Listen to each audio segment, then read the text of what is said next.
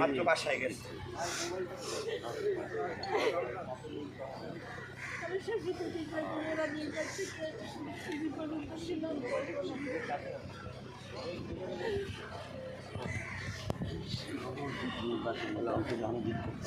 আরে তো মেলার বুঝে না আমার বাসা গেছে সে তার পাশে সবাই দোয়া করবেন আল্লাহ যেন ওনাকে জান্নাতের সর্বোচ্চ স্থানে রাখুন, জান্নাতবাসী করুন। এই যে লোকজন প্রযোজক সমিতির গেট যায়, এই যে প্রযোজক সমিতির সামনে সবাই দোয়া করবেন, সবাই দোয়া করবেন। ওনার মতন কিংবদন্তি শিল্পী আর আসবে না।